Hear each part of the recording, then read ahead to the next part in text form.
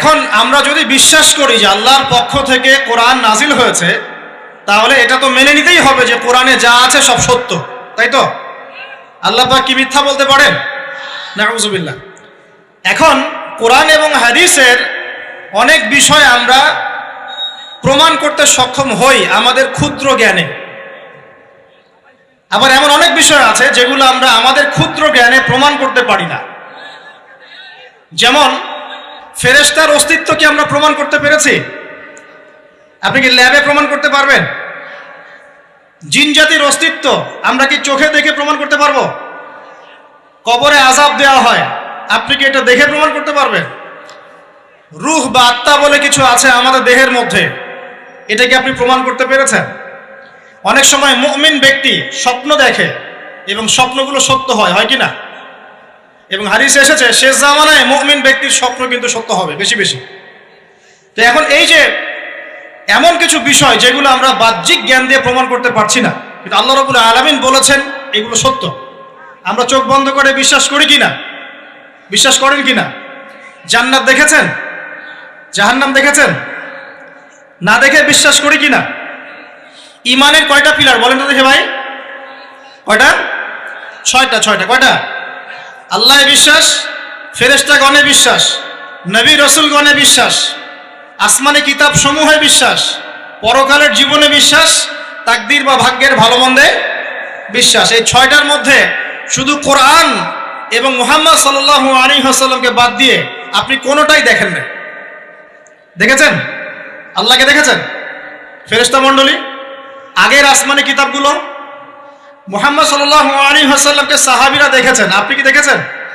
আগের নবী রাসূলদেরকে দেখেছেন? পরকালের জীবন দেখেছেন? তাকদীর বা ভাগ্যের ভালো মন্দ দেখেছেন? এই যে না দেখে যে আমরা বিশ্বাস করছি, এটার নাম হচ্ছে গায়েবে বিশ্বাস। কিসে বিশ্বাস? এটাই আল্লাহ পাক বলছেন আলিফ লাম মিম যালিকাল কিতাব লা রাইবা ফিহ।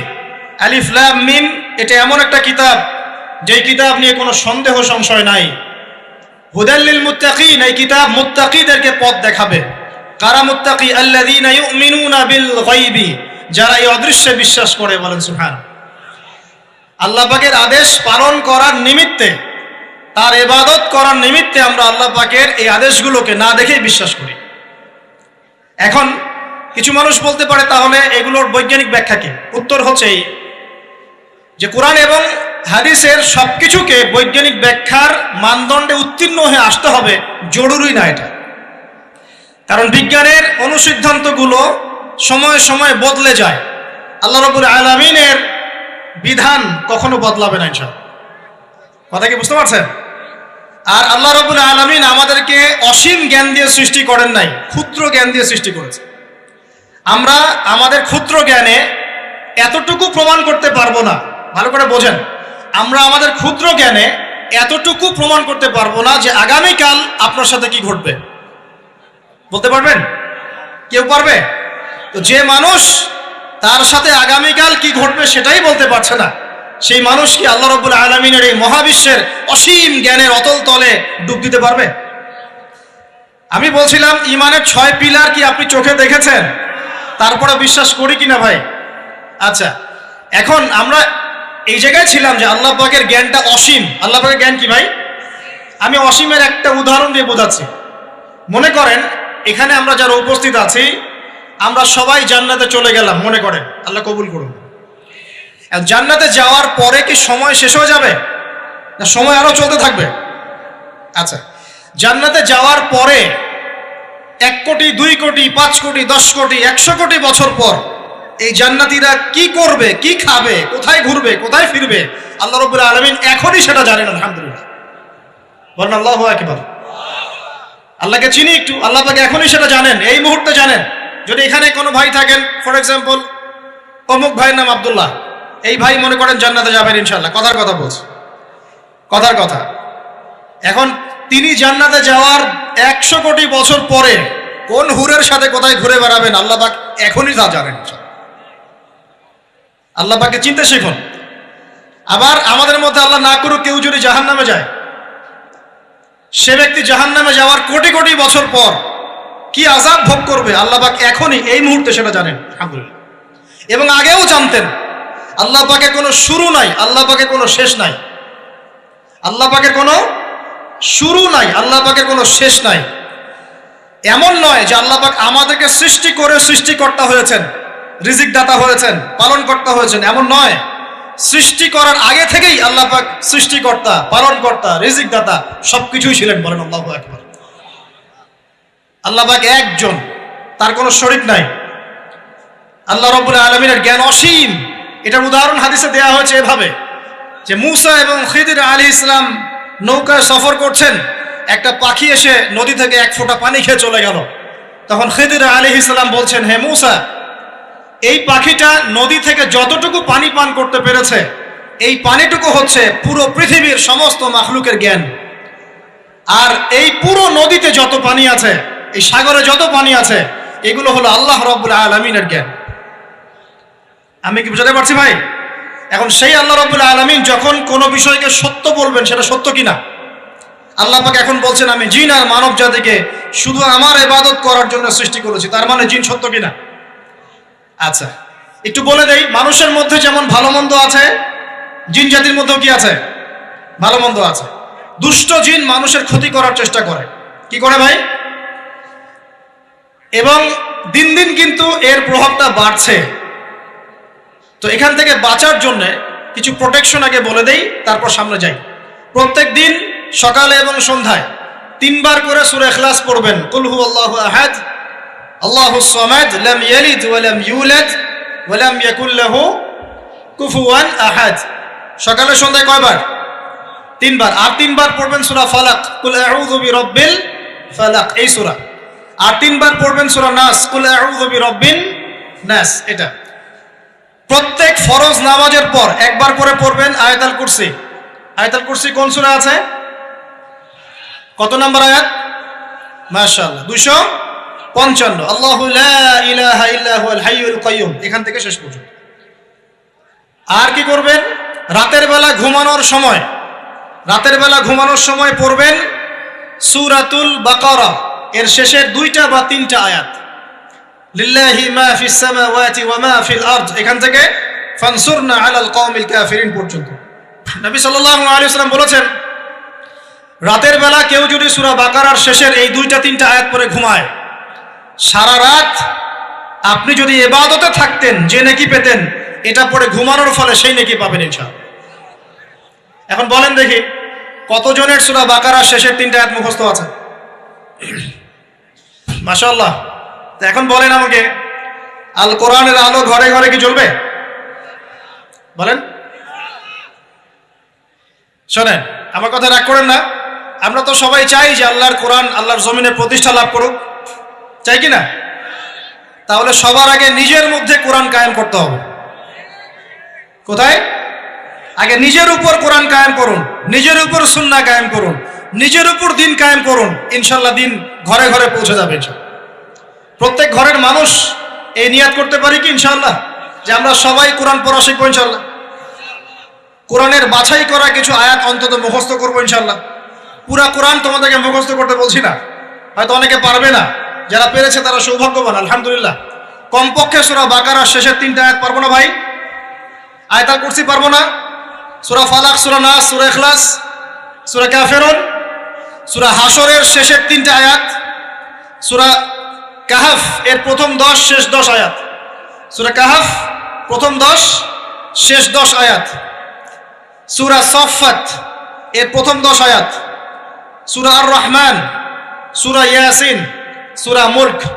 এই যে কমন জিনিসগুলো, এগুলো মুখস্থ করতে পারবো না ভাই ইনশাআল্লাহ?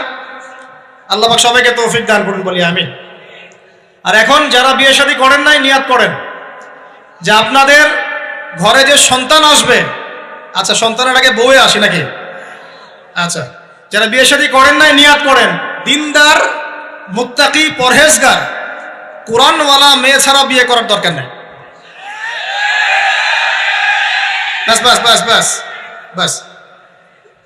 শোনেন, এর মানে এই নয় যে খালি মাদ্রাসার মেয়েদেরকে বিয়ে করবেন, বরং এমন অনেক দিনই বোন আছেন আমাদের স্কুল কলেজ ইউনিভার্সিটিতে পড়েন, তারা অনেক বেশি দিন চর্চা করেন। মাশাআল্লাহ।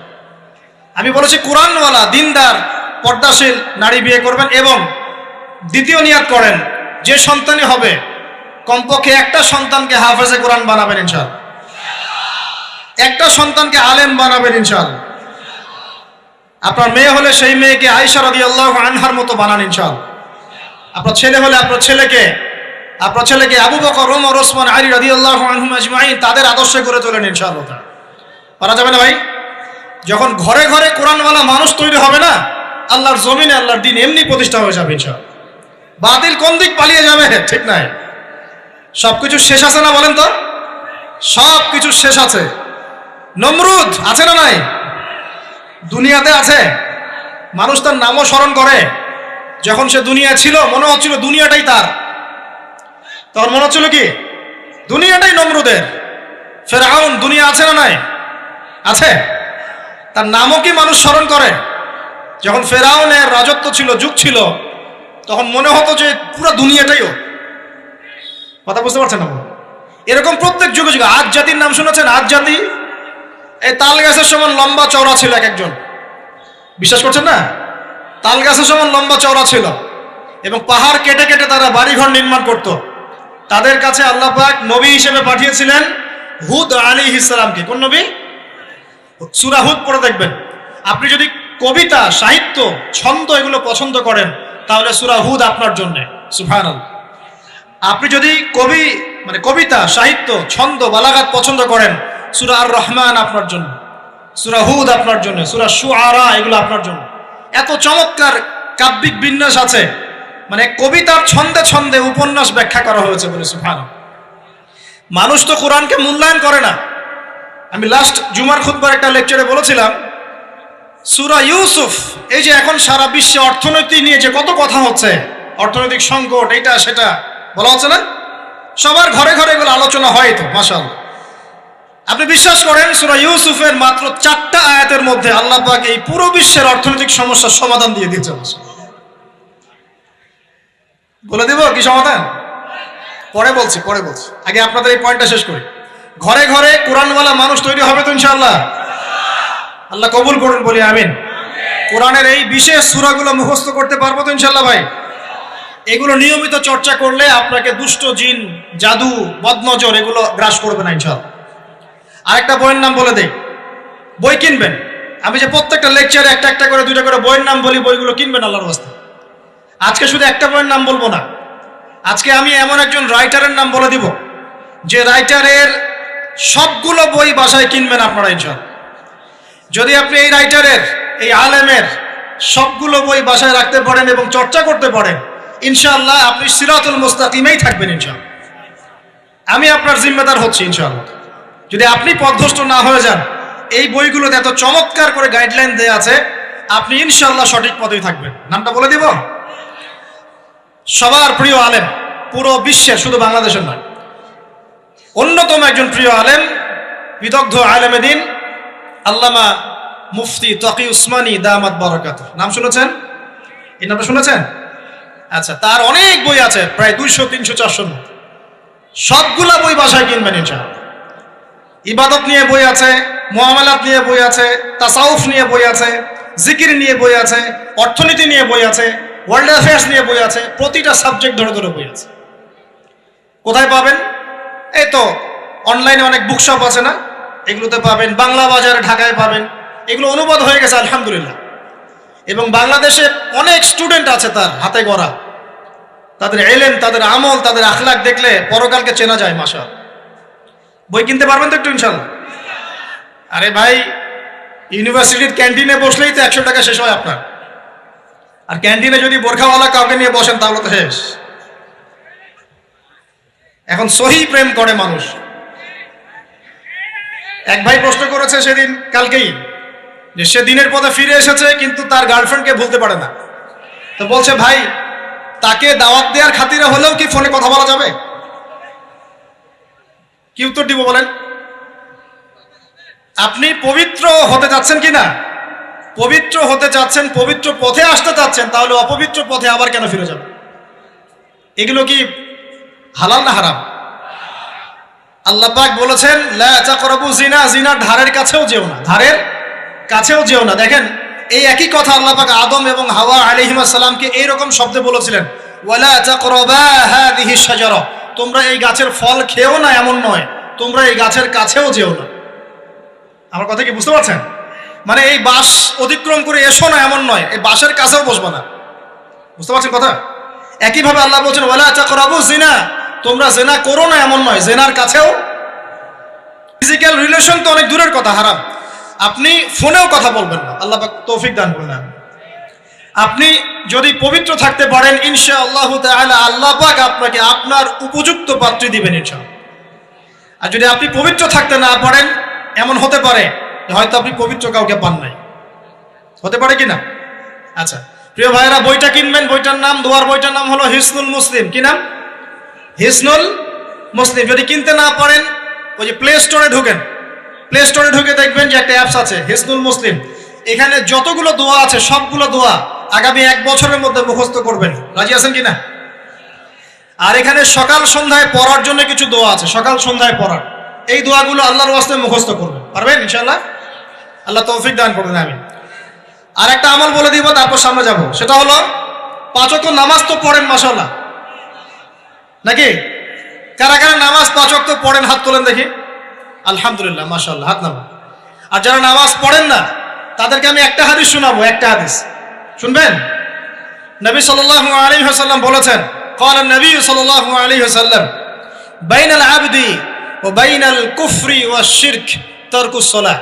আল্লাহ পাকের বান্দা আর একজন কাফের মুশরিকের মধ্যে পার্থক্যই হচ্ছে নামাজ। আল্লাহ পাকের বান্দা মানে মুমিন মুসলিম এবং একজন কাফের মুশরিকের মধ্যে পার্থক্য কি? মান তারাকা সালাতান মুতাআম্মিদান ফাকাদ বারিয়াত মিন যিম্মাতিল্লাহ। কেউ যদি ইচ্ছাকৃতভাবে তার উপর ফরজ নামাজকে ছেড়ে দেয়, সে যেন আল্লাহ পাকের জিম্মেদারি থেকে মুক্ত হয়ে গেল। অন্য হাদিসে আছে মান তারাকা সালাতান মুতাআম্মিদান ফাকাদ কাফার। কেউ যদি ইচ্ছা করে নামাজ ছেড়ে দেয়, সে ব্যক্তি কুফরি করলো। বলি নাউজুবিল্লাহ। আমরা কি কুফরি করতে চাই নাকি ভাই? নামাজের কথা বলেছি, 5 ওয়াক্ত নামাজ কারা কারা পড়েন না হাত তুলেন এবার। আচ্ছা, লজ্জার কিছু নাই।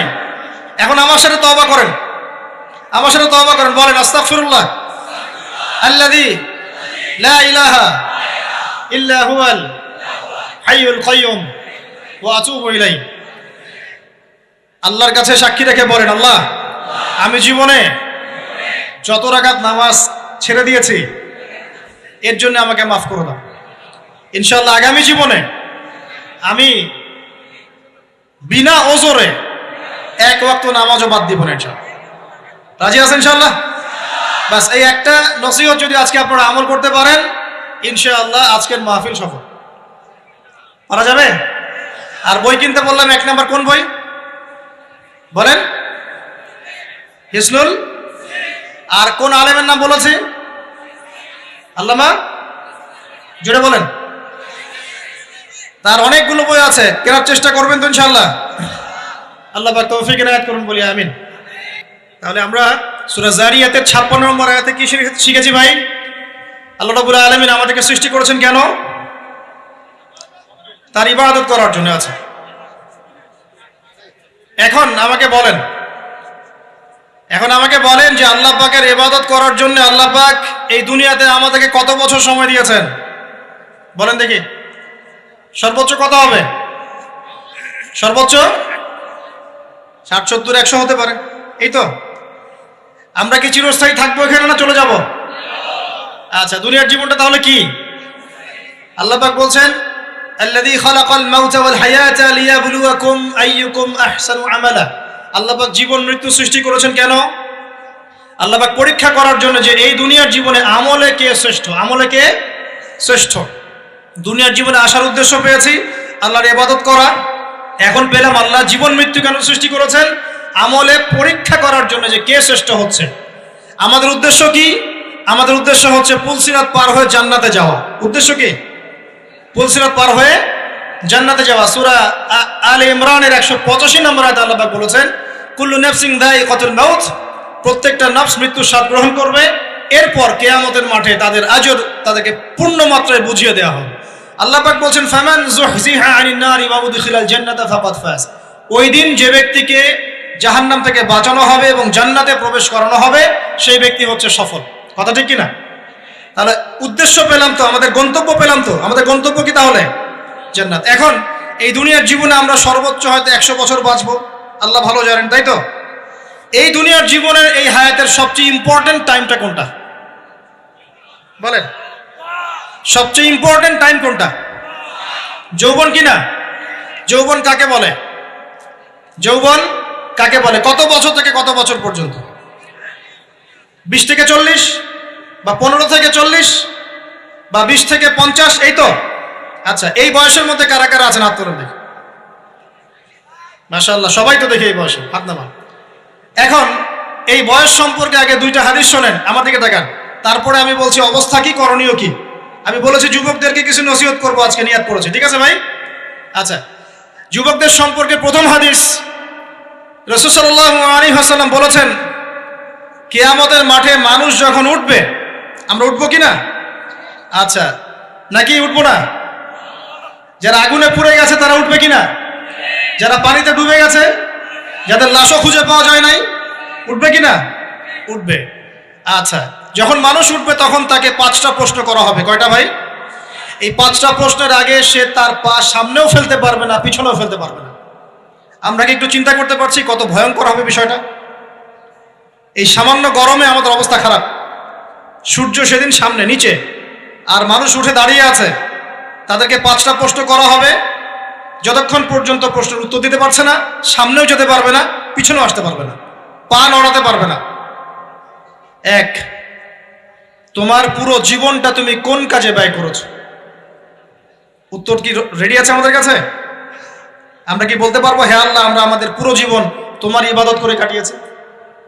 2, তোমার যৌবন স্পেশালি তুমি কোন কাজে ব্যয় করেছো? তোমার যৌবন তুমি স্পেশালি কোন কাজে ব্যয় করেছো? যুবকরা কি উত্তর দেওয়ার জন্য প্রস্তুত আছে যে আমাদের যৌবন আমরা আল্লাহর পথে কাটিয়েছি? সবাই কি বলতে পারবো? 3 নাম্বার, তোমার রিজিকের উৎস কি ছিল? কোন পথে সম্পদ অর্জন করেছো?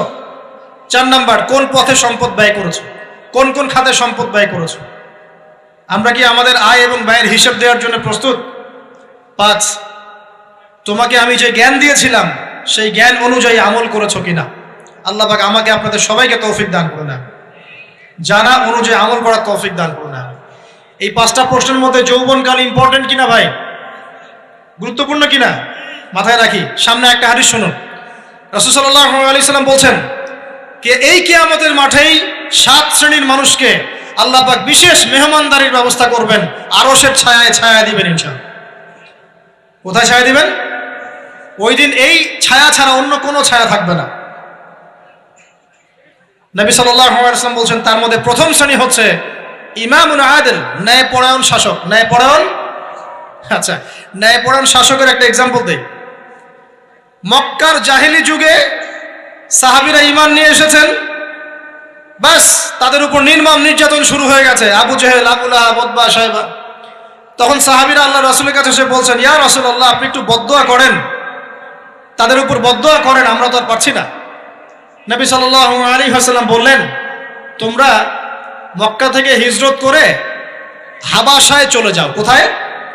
হাবাসা। হাবাসা মানে হচ্ছে আবিসিনিয়া। আবিসিনিয়া মানে এখনকার ইথিওপিয়া, ইরিত্রিয়া। নাম শুনেছেন কি? বিশেষ কোচিং তো করছেন অনেকে। আফ্রিকা মহাদেশের একটা ছোট্ট দেশ ইরিত্রিয়া, ওখানে চলে যাও। তখন বলেছিলেন তিনি হাবাসায় চলে যাও। সাহাবীরা জিজ্ঞাসা করছেন, হাবাসায় কেন? নবী সাল্লাল্লাহু আলাইহি ওয়াসাল্লাম বলছেন, সেখানে একজন খ্রিস্টান ন্যায়পরায়ণ শাসক আছেন, যার রাজ্যে কেউ জুলুমের শিকার হয় না। কি বললাম বলেন তো? হাবাসা কে আছেন? একজন মুসলিম না খ্রিস্টান? খ্রিস্টান ন্যায়পরায়ণ শাসক আছেন, যার রাজ্যে কেউ জুলুমের শিকার, মুসলমান নন এমন একজন শাসকের প্রশংসা করে আমাদের নবীজি বললেন, তার রাজ্যে কেউ জুলুমের শিকার হয়। সুবহানাল্লাহ। সাহাবীরা সেখানে হিজরত করলেন। নেতৃত্ব দিয়েছেন জাফর বিন আবি তালেব রাদিয়াল্লাহু আনহু। সেই সাহাবী বাদশা নাজাশী, তার নাম ছিল বাদশা নাজাশী, তার সামনে দাঁড়িয়ে সূরা মারিয়াম তেলাওয়াত করেছিলেন। ওই সূরা মারিয়ামে ইয়াহইয়া, জাকারিয়া, ঈসা, তার মা, এই গল্প ঘটনাগুলো আছে। এই সূরার তেলাওয়াত শুনে বাদশা নাজাশীর চোখ দিয়ে পানি পড়তে পড়তে দাড়ি ভিজে গিয়েছে। সুবহানাল্লাহ। শেষে তিনি ঈমান নিয়ে আসেন, মুসলমান হন, আলহামদুলিল্লাহ। আমাদের নবীজি তার জানাজার নামাজ পড়েছিলেন, আমাদের নবীজি তার গায়েবানা জানাজার নামাজও পড়েছেন, বলে সুবহানাল্লাহ। এখানে একটা পয়েন্ট খালি বলতে চাই, একজন অমুসলিম শাসক সম্পর্কে আমাদের নবীজি মন্তব্য করেছিলেন তার রাজ্যে কেউ জুলুমের শিকার হয় না। আর আজকের দিনে সারা বিশ্বের কোন কোন ক্ষেত্রে মুসলিম শাসকদের ব্যাপারেও এই কথা বলা যায় না যে তার রাজ্যে কেউ জুলুমের শিকার হয়। আল্লাহ পাক বলছেন আরশের ছায়া আমি ছায়া দিব 7 শ্রেণীর মানুষকে। কয় শ্রেণী? তার মধ্যে প্রথম শ্রেণী হচ্ছে ইমামুন আদিল, ন্যায়পরায়ণ শাসক। আল্লাহ পাক আমাদের সমস্ত শাসকদেরকে ন্যায়পরায়ণ হওয়ার তৌফিক দান করুন। 2 নাম্বার, সেই যুবককে আমি সেখানে আশ্রয় দিব যেই যুবক তার যৌবন কালটা আল্লাহর পথে কাটিয়ে দিয়েছে। এবার কি হাদিসটা আপনি পেয়েছেন? এর আগের হাদিস কি শুনলেন? পা নড়াতে পারবেন না যতক্ষণ পর্যন্ত এই প্রশ্নের উত্তর না দিচ্ছেন যৌবনকাল কোন পথে ব্যয় করেছেন। এখন যদি আল্লাহর পথে ব্যয় করেন তাহলে আরশের ছায়া ছায়া পাচ্ছেন, আলহামদুলিল্লাহ। বাকিগুলো কারা কারা একটু বলে দেই। 3 নাম্বার হচ্ছে সেই ব্যক্তি যে একজন আরেকজনকে মহব্বত করে, এক ব্যক্তি আরেক ব্যক্তিকে মহব্বত করে শুধুমাত্র আল্লাহর সন্তুষ্টির জন্য। কথা কি বুঝতে পারছেন? এই মহব্বত আবার এই ছেলে মেয়ের ফ্রি মিক্সিং না। কথা বুঝতে পারেনি? দিনের খাতিরে মহব্বত, আল্লাহর জন্য মহব্বত, আল্লাহর জন্য। 4 নাম্বার এমন ব্যক্তি যে এত গোপনে দান করে যে তার বাম হাত জানে না ডান হাত কি দান করেছে। আমরা তো এখন 1 টাকা দান করলে 100 টাকা ফুটাই। ফেসবুক আছে, মারাত্মক একটা জিনিস ফেসবুক, মানে এটা মানুষকে আর মানুষ রাখে নাই। যে ব্যক্তি ফেসবুকে আসক্ত তার সাথে কথাবার্তা বলা, লেনদেন, চলাফেরা খুব ডিফিকাল্ট। মানে কি বোঝেন আগে কথাটা? কেন ডিফিকাল্ট? কারণ সে এত বেশি আসক্ত এখানে যে পান থেকে চুন খসলে সে আপনাকে পাবলিকলি ধুয়ে রেখে দিবে। কিছু হইলে আপনাকে ফেসবুকে টেনে নিয়ে আসবে, ফেসবুকে সবাইকে বলবে উনি আমার সাথে এই কাজ করছে। আপনি বলারও টাইম পাবেন না যে আপনি নির্দোষ। তো খুব মুশকিল না এগুলা? আল্লাহ মাফ করুক আমাদেরকে। এমন ভাবে দান করে যে বাম হাত জানে না ডান হাত কি দান করছে। 5 নাম্বার এমন ব্যক্তি যে এটা যুবক, এটাও যুবক, যাকে কোনো সুন্দরী নারী আহ্বান করছে জিনার জন্য, সুন্দরী উচ্চ বংশের নারী, যে আসো আমার সাথে জেনা করো। ওই যে ইউসুফ আলাইহিস সালামের মতো, মনে আছে? ইউসুফ আলাইহিস সালামের ঘটনা মনে আছে? আচ্ছা, কিন্তু সেই যুবক বলে, সেই ব্যক্তি বলে ইন্নী আখাফুল্লাহ, আমি আল্লাহকে ভয় করি, আমি তোমার সাথে খারাপ কাজ করতে পারবো। এরকম ছেলে এবং এরকম মেয়ে এখন সমাজে খুঁজে পাওয়া যায়? হাতে গোনা, হাতে গোনা। আপনি অনলাইন ঘাটাঘাটি করেন, গুগল করেন, ক্রস চেক করেন, দেখবেন বাংলাদেশের 25 বছরের কম বয়সী ছেলে আর মেয়েদের জেনার হার কত আপনি বের করে দেখেন। 25 বছরের কম যে যুব সমাজ আমাদের সামনে আছে তাদের মধ্যে কত % যুবক এখন পর্যন্ত ফিজিক্যাল সম্পর্ক করেনি কারোর সাথে, আপনি খুঁজে বের করতে পারেন। শুধু ছেলেদের ক্ষেত্রে এটা নয়, মেয়েদের ক্ষেত্রেও আছে। এই যে অনার্স লাইফ পার করার আগেই বহু মেয়ে সতীত্ব নষ্ট করে ফেলছে, বহু ছেলে সতীত্ব নষ্ট করে ফেলছে। কথাগুলো কি রাগ করছেন? আমি আপনাদের ভাই এবং আমি আপনাদেরকে মহব্বত করি। আমরা জেনার পথে যাব না, আমরা হালাল সম্পর্কে থাকবো ইনশাআল্লাহ। যখন আপনি জেনায় চলে যাবেন আপনার কলব থেকে আল্লাহ নূর নষ্ট হয়ে যাবে। এটা এমন একটা পাপ যেটা করার পর মানুষ আল্লাহর সামনে মাথা তুলে দাঁড়াতে পারে না, লজ্জায় চোখ নেমে যায়, ইবাদতে স্বাদ পায় না। যখন হারাম সম্পর্কে, ফ্রি মিক্সিং, এগুলোতে মানুষ থাকে, ইবাদতে মানুষ স্বাদ পায় না। দিনের পর দিন ইবাদত করে মনোযোগ আসে না, মন লাগে না, চোখ দিয়ে একটু পানি বের হয় না, আল্লাহর জন্য কাঁদতে পারে না, কারণ মনের মধ্যে তো নূর নাই। আর যখন একটা মেয়ে বেপরদায় থাকে, অনেক ইবাদত করলেও তার এই বেপরদায় থাকার কারণে সমাজের বহু মানুষের চোখের জেনা হয়ে যায়। এতে করে ওই সব মানুষের পাপের ফল এই মেয়েটাকে ভোগ করতে হয় এবং মানুষের চোখের বদনজর লাগে, ওই মেয়ে অসুস্থ হয়ে পড়ে মানসিকভাবে, শারীরিকভাবে। আমি আমাদের যুবক ভাই এবং যুবক বোনদেরকে রিকোয়েস্ট করব, আল্লাহর ওয়াস্তে চরিত্রটাকে পবিত্র রাখার চেষ্টা করুন। আল্লাহ পাক তৌফিক দান করুন। এই যুবককে আল্লাহ পাক আরশের ছায়া ছায়া দিবেন যে একটা মেয়েকে পেয়েও আল্লাহর ভয় তাকে ভোগ করে নাই। আল্লাহ পাক এরকম যুবক ঘরে ঘরে তৈরি করুন। তাহলে কি করবেন ভাই? হালাল উপার্জনের ব্যবস্থা করবেন, ব্যাস সরাসরি বিয়ে করে ফেলবেন। পরিবারকে বোঝানোর চেষ্টা করবেন, না বুঝলে আন্দোলন শুরু করবেন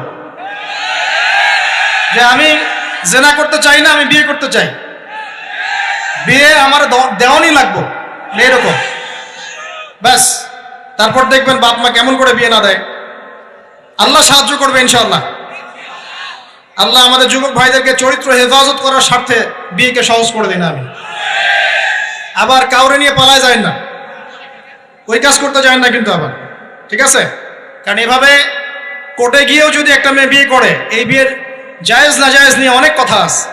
অতএব এইসব ঝুঁকির মধ্যে যাবেন না, বাসায় বোঝানোর চেষ্টা করবেন। আর এক শ্রেণীর ব্যক্তি আছে যাদেরকে আল্লাহ পাক আরশের ছায়া ছায়া দিবেন। তারা কারা? যারা গোপনে আল্লাহকে স্মরণ করে কাঁদতে পারে। বলি সুবহানাল্লাহ। এখন এই দুটো হাদিসের মধ্যে যুবকদের অবস্থান কি পেয়েছেন? আচ্ছা, আরেকটা শোনাই এবার। নবী সাল্লাল্লাহু আলাইহি ওয়াসাল্লাম বলেছেন, 5টা জিনিস আসার আগেই 5টা বিষয়কে মূল্যায়ন করো। 1, তোমার বার্ধক্য আসার আগেই তোমার যৌবনকে মূল্যায়ন করো। যৌবনের গুরুত্ব পেলেন তো এবার? তোমার মৌত আসার আগেই তোমার জীবনকে মূল্যায়ন করো। অসচ্ছলতা আসার আগেই সচ্ছলতাকে মূল্যায়ন করো। অসুস্থতা আসার আগেই সুস্থতাকে মূল্যায়ন করো। এবং এই যে কথাটা বললাম যে তোমার বার্ধক্য আসার আগেই যৌবনকালটাকে মূল্যায়ন করো।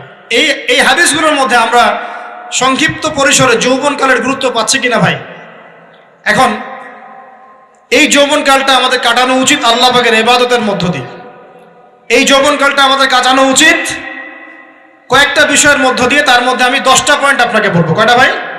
10টা। 1, এই যৌবনকালে সবার আগে আমাদের কর্তব্য হচ্ছে দ্বীনের ইলম অর্জন করা। কি করা ভাই? দ্বীনের ইলম অর্জন বলতে আমি কি বোঝাচ্ছি?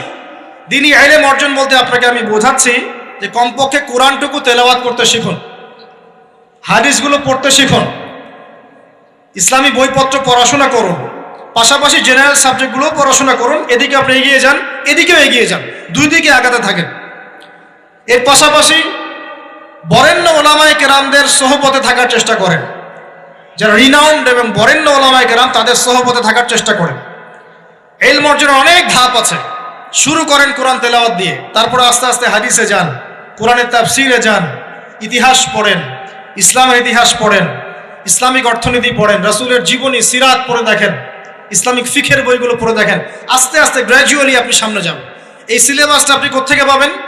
এই সিলেবাসটা দেখবেন প্রত্যেক জেলায় জেলায় বরেণ্য কওমি ওলামায়ে কেরাম আছেন না, তাদের সাথে পরামর্শ করবেন, আপনাকে সুন্দর সিলেবাস করে দিবে ইনশাআল্লাহ। এইভাবে আপনি পড়াশোনা করবেন এবং ওস্তাদের সাথে থেকে পড়াশোনা করবেন। একা একা সব কিছু করা যায়? একা একা সব কিছু করা যায় না। একটা সিলসিলা লাগে, একটা ওস্তাদের সোহবত লাগে নাকি? একা একা কি কোরআন সুন্নাহ সব বুঝে ফেলতে পারবেন আপনি? তাই মনে হয়? কখনোই না। অতএব বরেণ্য আলেমদের সোহবতও লাগবে, আবার আপনার চেষ্টাও লাগবে। আল্লাহ পাক তৌফিক দান করুন। এই যৌবনকালের প্রথম কাজ কি ভাই?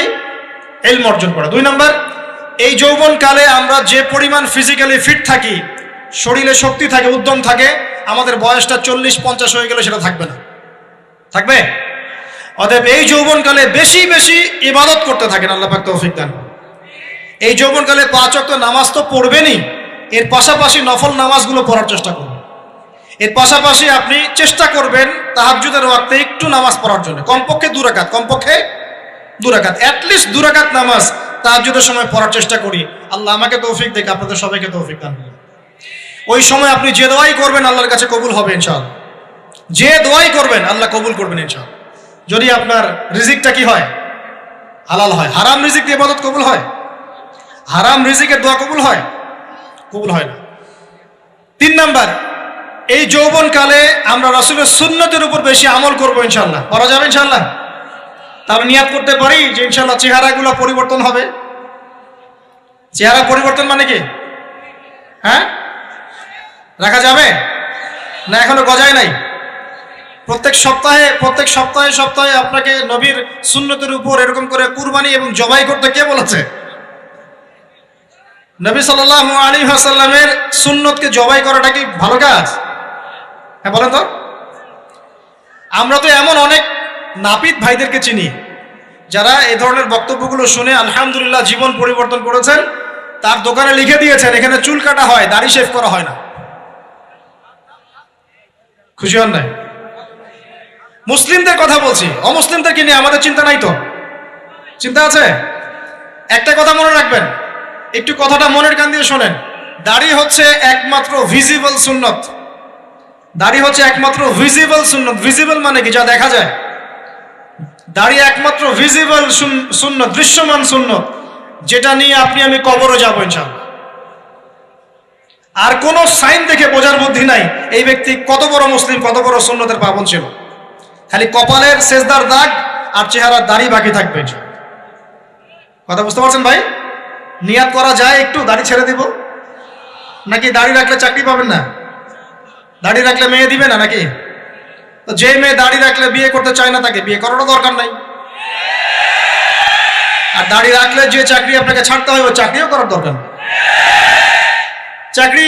চাকরির মধ্যে সব রিজিক আপনার মনে হয়? রিজিকের সবচেয়ে বড় অংশ আছে কিসের মধ্যে? বিজনেসের মধ্যে। যারা বিজনেস করে তাদের আন্ডারেই লক্ষ লক্ষ মানুষ চাকরি করে। বাংলাদেশে যে ইকোনমিক সিস্টেম, এই ইকোনমিক সিস্টেমের মূলে কারা জানেন? ব্যবসায়ীরা। কারা? বড় বড় ব্যবসায়ীরা। এমন অনেক ব্যবসায়ী আছেন যাদের একজনের জাকাতের টাকা দিয়ে একটা গ্রামের মানুষকে খাওয়ানো যায়। বিশ্বাস করছেন না? ইকোনমিক তো আমার সাবজেক্ট, আমরা পড়েছি এগুলো, পড়াশোনা করেন দেখেন। বিজনেস, এরপরে আছে ক্রিয়েটিভ কোনো প্রজেক্ট, এমন কোনো প্রজেক্ট যেটা এখন পর্যন্ত কেউ লঞ্চ করে নাই। এখন অনলাইনে অনেকে আয় করেন না, আজকে থেকে 20 বছর আগে মানুষ এটা করেছিল। এখন অনেক মানুষ বাহির থেকে পড়াশোনা করে দেশে এসে এই যে ডেইরি প্রজেক্ট করছে, পোলট্রি করছে, নতুন নতুন অনেক প্রজেক্ট করছে না? কৃষিভিত্তিক অনেক কাজ করছে। তারা কি সচ্ছল না? আমি একজন ভাইয়ের কথা জানি, যিনি আলহামদুলিল্লাহ আল্লাহর এই অধম বান্দার ওয়াজ শুনে সুদের চাকরি ছেড়ে দিয়েছিলেন। চাকরি ছেড়ে দিয়ে তিনি চায়ের বিজনেস শুরু করে, চায়ের বিজনেস। তো ইদানিং জানলাম তিনি এখন মানুষকে টাকা ধার দেন। মাশাআল্লাহ, তিনি এখন মানুষকে টাকা ধার দেন চায়ের ব্যবসা করেই। আর আমাকে তো এখনো মানুষের কাছে হাত পাততে হচ্ছে। কথা বুঝতে পারেন নাই? আল্লাহ পাক তাকে সুদ ছেড়ে দেওয়ার জন্য সচ্ছল করে দিয়েছেন।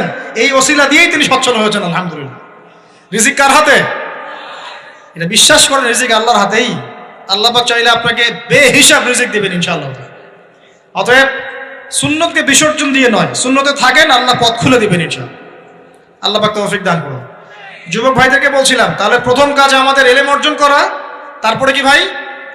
নামাজের পাবন্দ হওয়া, আর নামাজ ফরজের পাশাপাশি নফলগুলো চর্চা করা। 3 নম্বর বলেছি রাসূলের সুন্নতের উপর একদম ইস্তেকামা, দৃঢ়ভাবে আমল করা। আর সুন্নত শিখতে হলেই তো 3 দিনের জন্য বেরিয়ে যান, 7 দিনের জন্য, 40 দিনের জন্য বেরিয়ে যান। সুন্নত শিখিয়ে আপনাকে বাসায় পাঠাই দেবে ইনশাআল্লাহ। পড়াবে না? অনেক মানুষ মনে করে যে তাদের ওখানে গেলে আমার আকীদা নষ্ট হয়ে যাবে। হ্যাঁ, তাই না? তারা বিভ্রান্ত। হ্যাঁ, নাউজুবিল্লাহ। স্বপ্নে পাওয়া ধর্ম, অনেকে টিটকারি মারে, স্বপ্নে পাওয়া ধর্ম। এইসব ব্যাঙ্গের ছাতার মতো আদর্শের দিকে মুখ ফিরাবেন না। মাকবুল জামা, যেগুলো মাকবুল জামা, ক্লাসিক্যাল ইসলামের মধ্যে থাকেন, আপনি বিভ্রান্ত হবেন না। তারা আপনাকে কখনো খারাপ কাজে আদেশ করেছে? কত চোর ডাকাত মদখোর মানুষ সেখানে গিয়ে 5 ওয়াক্ত নামাজি হয়ে গেছে, সুদের ব্যবসা ছেড়ে দিয়েছে, মাদক ছেড়ে দিয়েছে, আল্লাহর ওলি হয়ে গেছে আলহামদুলিল্লাহ। তো আপনাকে তারা সুন্নত শিখিয়ে বাসায় পাঠিয়ে দিবে। এছাড়া আপনি অন্যভাবে শিখতে চলে শিখবেন, সমস্যা কি? যদি মাদ্রাসায় পড়ার তৌফিক থাকে তাহলে পড়বেন। সবাই কি মাদ্রাসায় পড়ার তৌফিক পাবে? পাবে না। নিঃসন্দেহে কিছু মানুষ তৌফিক পাবে, কিছু মানুষ হয়তো পাবে না। যারা পাবে না তারা দিন শিখবে কিভাবে? এভাবেই তো শিখবে। সুন্নতের উপর আমল করতে হবে, এটা সবচেয়ে বড় কথা। আল্লাহ পাক আমাদের সবাইকে সুন্নাহর উপর আমল করার তৌফিক দান করুন। 4 নম্বর ভাই, যৌবনকালে আমরা আমাদের সময়গুলোকে মূল্যায়ন করবো ইনশাআল্লাহ। কথা বুঝতে পারছি ভাই? সময় মূল্যায়ন কেমন?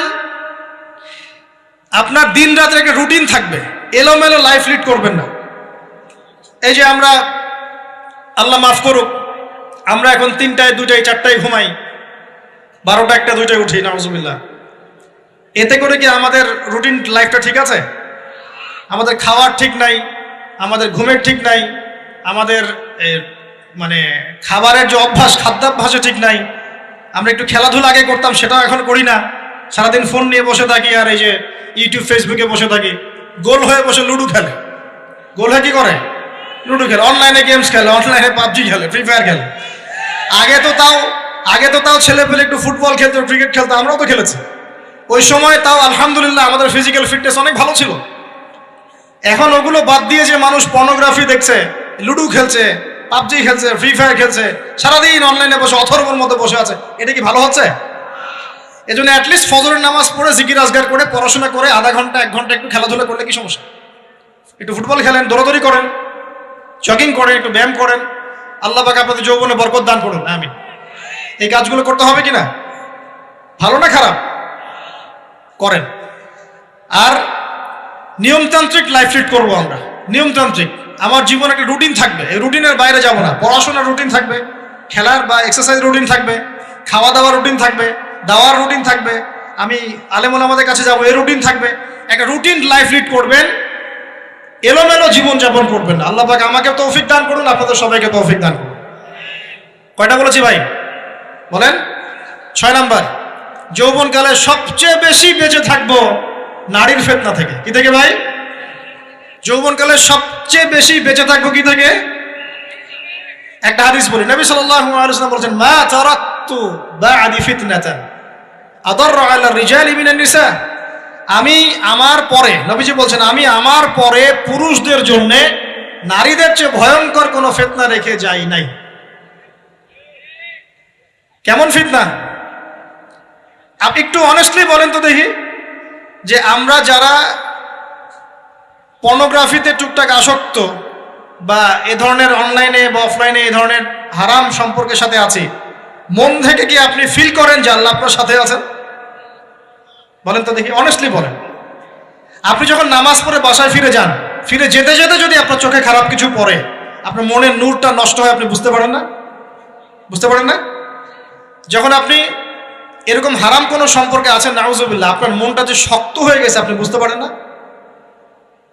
আল্লাহর ওয়াস্তে নারী জাতির ফিতনা থেকে সর্বোচ্চ দূরত্ব অবলম্বন করবেন। আল্লাহ পাক তৌফিক দান করুন। কি করব তাহলে আমরা? ওই যে বলেছি, হালাল সম্পর্ক করতে পারলে হালাল, যদি করতে না পারি সবর করবেন। কি করবেন?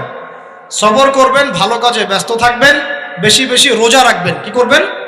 বেশি বেশি রোজা রাখবেন। সোমবারে রোজা রাখবেন, বৃহস্পতিবারে রোজা রাখবেন। এভাবে আপনি আপনার জীবনটা গুছিয়ে নেন, আল্লাহ পাক প্রবৃত্তিকে নিয়ন্ত্রণ করার ক্ষমতা দিবেন ইনশাআল্লাহ।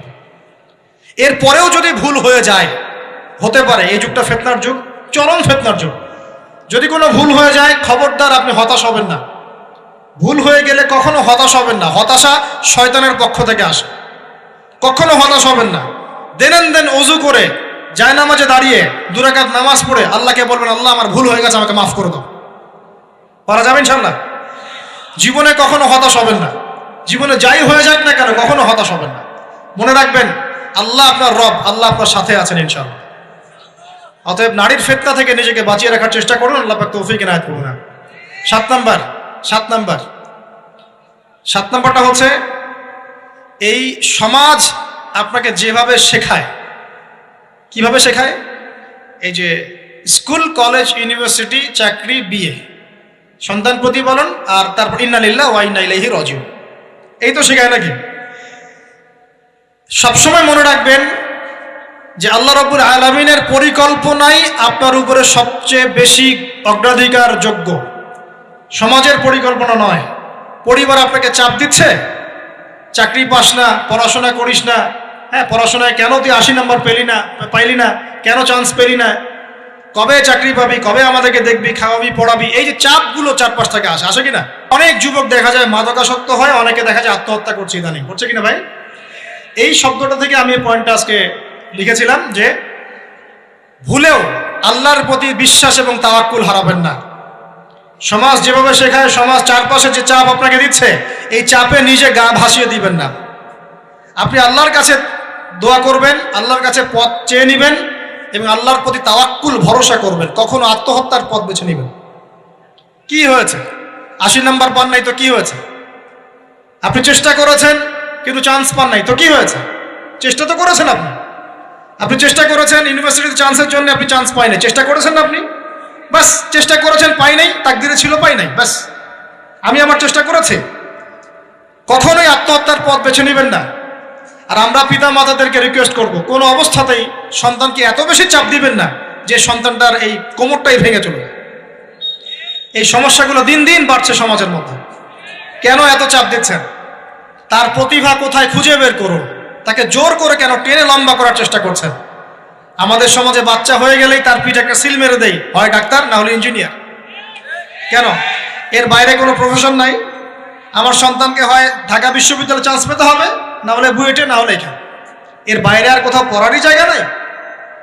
আর এখানে পড়লেই আমার সে ছেলে না আমার মেয়ে একদম সবচেয়ে বড় জ্ঞানী হবে, অন্য কোনোভাবে হবে না, এটা গ্যারান্টি দেওয়া আছে?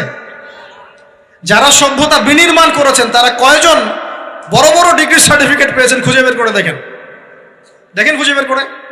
আমরা ফিলোসফির মধ্যে যে ফিলোসফারদের হিস্ট্রি পড়েছিলাম তাদের মধ্যে বেশিরভাগই দেখা যায় স্কুলেও যায় নাই, কলেজেও যায়। আছে না এমন? আছে। আমি বলছি না আপনারা যাবেন না, আমি বলছি জ্ঞানের মানদণ্ড এটাই নয় যে আমার সার্টিফিকেট অর্জিত হয়েছে, সার্টিফিকেটটাই জ্ঞানের মানদণ্ড নয় তো। হ্যাঁ, প্রতিযোগিতার একটা জগৎ আছে, আমাকে সে জগৎ উতরাতে হবে। আপনি চেষ্টা করবেন, যদি না হয় তাকদিরাল ছিল, হয় নাই, বাস হয় না। আমাকে আল্লাহ পাঠিয়েছেন তার ইবাদত করার জন্য, এখানে আত্মহত্যা করার জন্য আল্লাহ আমাকে পাঠান নাই। আমার জীবন যদি দিতেই হয় তাহলে আল্লাহর জন্য দিব ইনশাআল্লাহ। ঠিক আছে কথা? ব্যাস, দুনিয়ার জন্য নয়। আল্লাহ পাক বোঝার তৌফিক দান করুন। কটা বললাম? 7টা না 8টা? 7টা। 8 নাম্বারটা ইম্পর্টেন্ট এবং এটা আপনাদের জন্য মজাদার। সেটা হলো 8 নাম্বারটা বেশি ইম্পর্টেন্ট। এটা হচ্ছে দিনের পথে চলার ক্ষেত্রে আপনি অনেক রকম মতবাদ পাবেন সামনে। কেউ বলবে আমারটা সঠিক, কেউ বলবে না ওরটা নয়, আমারটা সঠিক, কেউ বলবে না আমার দলটা সঠিক, কেউ বলবে না ওর সংগঠন সঠিক। এগুলো আপনার কান ভারী করে ফেলবে একদম। তখন মনে হবে যে আগেই ভালো ছিলাম রে ভাই, নামাজ পড়তাম না, এখন নামাজ পড়া শুরু করে দেখলাম যে আরে হাতটা বাঁধবো কোথায় এটাই তো ফিক্স করতে পারতেছি না। এখন আমার কিছু তো অভিজ্ঞতা আছে ভাই, নাকি ভাই? ওর আলোকে একটা কথা বল, সেটা হলো সমাজে কিছু ইখতিলাফি মাসআলা আছে, এই মাসআলাগুলো কানেও ঢুকাবেন না। আপনি ইবাদতের মধ্য দিয়ে আল্লাহকে পাওয়ার চেষ্টা করুন। এবং চিরায়ত একটা ইসলাম আমরা ফলো করছি না, এই ইসলামের মধ্যে এমন কিছু নাই যেটা আপনাকে জাহান্নামে নিয়ে যাবে, এমন কিছু নাই। হ্যাঁ, প্রত্যেকটা ঘরানার মধ্যে কিছু বিভ্রান্ত মানুষ থাকতে পারে, এমন কিছু মানুষ এমন আমল করছে যে আমলটা হয়তো কোরআন এবং হাদিসে নাই। এটা তার সমস্যা, কোরআন সুন্নাহর সমস্যা নয়। কথা বুঝতে পারছেন? এটা তার সমস্যা, সে এটাকে সেই বেদাতটা করছে, সেই শিরকটা করছে। তার মানে এই নয় যে কোরআন হাদিস আমাকে শিরক শিখিয়েছে, বেদাত শিখিয়েছে। কোরআন এবং হাদিসে যেটা আছে এটা সুন্দর এবং এটা চিরায়ত একটা ক্লাসিক্যাল ইসলাম আমাদের কন্টিনেন্টে আছে, বাংলাদেশেও আছে। এখানে থাকলে আপনি বিভ্রান্ত হবেন না ইনশাআল্লাহ তাআলা। বরেণ্য ওলামায়ে কেরামদের কাছে গিয়ে অন্তত একজন হকপন্থী আলেমের সাথে পরামর্শ করে আপনি আমল করার চেষ্টা করুন। আর যে বিষয়গুলো নিয়ে ইখতিলাফ আছে এগুলো নিয়ে সমাজে মতপার্থক্য সৃষ্টি করে সমাজটাকে বিভক্ত করতে যায় না। আল্লাহর ওয়াস্তে মসজিদ ভাগ করতে যায় না, সমাজকে ভাগ করতে যায় না। জাতিগত ঐক্যটা রক্ষা করেন, আল্লাহ পাক বোঝার তৌফিক দান। আর যদি মানুষের মধ্যে খারাপ কিছু দেখি, ওই খারাপ কিছু বিষয়টা আমি এড়িয়ে যাবো ইনশাআল্লাহ। আর কোনটা ভালো কোনটা খারাপ আমি বুঝবো কিভাবে? আমি 10 জন আলেমের সাথে পরামর্শ করবো, বাস। আমি এত বড় আলেম নই, তাহলে আমি 10 জন আলেমের সাথে পরামর্শ করব যে হুজুর এই বিষয়টা চলছে, এটা সম্পর্কে আসলে বিষয়টা কি। একটা ঘরানার দিকে কখনো আপনি সাম্প্রদায়িকভাবে বায়াসড হয়ে যাবেন না। আপনি আপনার চিন্তাটাকে লিবারেল রাখবেন, হকটা যেখানে পাবো সেটা নিব ইনশাআল্লাহ। এমন নয় যে উনি বলেছেন বলেই হক আর কারোটা নিব না, ওনারটাই নিব, এভাবে চিন্তা করবেন না। হক যেখানে আছে সেখানে যাবেন আপনি ইনশাআল্লাহ। আল্লাহ পাক আমাদেরকে বোঝার তৌফিক দান করুন। আর যে ইখতিলাফগুলো আছে এগুলো নিয়ে সমাজকে বিভক্ত করতে যায় না, মতানৈক্য নিয়েই ঐক্য হবে ইনশাআল্লাহ তাআলা। আল্লাহ পাক আমাদেরকে এই কথাটা বোঝার তৌফিক দান। আর শেষের দুটো হলো যৌবনকালে আমরা আমাদের পরবর্তী জীবনের প্রস্তুতি গ্রহণ করবো ইনশাআল্লাহ। কারণ বার্ধক্যের জীবনে আপনি কিন্তু এই কাজগুলো এখন করতে পারছেন, সেগুলো পরে পারবেন না। অতএব এই সময়ে আপনি আপনার রিজিকের একটা অংশ সঞ্চয় করার চেষ্টা করুন, কিছু সাস্টেইনেবল অ্যাসেট করার চেষ্টা করুন, যাতে পরবর্তী বয়সে গিয়ে আপনাকে দিনের দিকে কাজ করার জন্য দুনিয়ার ফিতনায় পড়তে না হয়। আল্লাহ পাক আপনাদেরকে হালাল রিজিকের ব্যবস্থা করে দিন, আমি দোয়া করি আল্লাহুম্মা আমিন। আর সবশেষ যেটা বলতে চাচ্ছিলাম, দেখুন যৌবনকালে আমরা যা করতে পারবো অন্য সময় পারি না। তাই এই যৌবনেই ইলম অর্জন করে আল্লাহ পাকের দিনের এই দাওয়াতের মেহনত আমরা শহরে শহরে, গ্রামে গঞ্জে, জেলায় উপজেলায়, প্রত্যন্ত অঞ্চলের সমস্ত জায়গায় পৌঁছে দেবো ইনশাআল্লাহ। যৌবনকালে আমরা বেশি বেশি দাওয়াতি কাজ করার চেষ্টা করবো, আল্লাহ পাক তৌফিক দান করুন। যতটুকু জানেন, আপনি এতটুকু জানেন না যে নামাজ পড়তে হয় 5 ওয়াক্ত, তাহলে নিজে পড়েন, মানুষকে নামাজের দাওয়াত দেন। আপনি এতটুকু জানেন না যে ভাই সুদ খাওয়া হারাম, জানেন কি না ভাই? ব্যাস আপনি মানুষকে বলেন যে ভাই হালাল খাই, সুদ না খাই। আপনি এতটুকু জানেন না যে জেনা করা হারাম, বাস আপনি আপনার বন্ধুকে দাওয়াত দেন, ভাই জেনার দিকে যাস না এবং হারাম অ্যাফেয়ার্সে যাস না। যতটুকু জানেন অতটুকু মানুষের কাছে পৌঁছে দেন। আল্লাহ পাক তৌফিক দান করুন। যুবক ভাইদেরকে আমি এই 10টা নসিহত করলাম আজকে। এই নসিহতগুলো একটু মেনে চলেন, যৌবনটা সুন্দর হবে ইনশাআল্লাহ। এছাড়া আর অনেক নসিহত আছে, এগুলো ওই যে বইগুলোর নাম বলে দিয়েছি, আল্লামা তাকি উসমানী হুজুরের যে বইগুলো, এগুলো পড়েন, ইনশাআল্লাহ দেখবেন আরো অনেক হেদায়েত আপনি পাবেন। মোটা দাগে কথা হচ্ছে ইলম অর্জন করতে হবে। রাজি আছে কিনা ভাই? রাজি আছে কিনা বলেন? ইলম অনুযায়ী আমল বাড়িয়ে দিব। রাজি আছে কিনা? হকপন্থী ওলামায়ে কেরামের সাথে পরামর্শ করে চলবো। রাজি আছে কিনা? আমরা যৌবনকালে হালাল রিজিক অন্বেষণের চেষ্টা করব। রাজি আছে কিনা? যৌবনের সময়কে বিন্যাস করে চলবো, এলোমেলো জীবনযাপন করবো না। রাজি আছে কিনা? নারীদের ফেতনা থেকে বেঁচে থাকার চেষ্টা করব। রাজি আছে কিনা?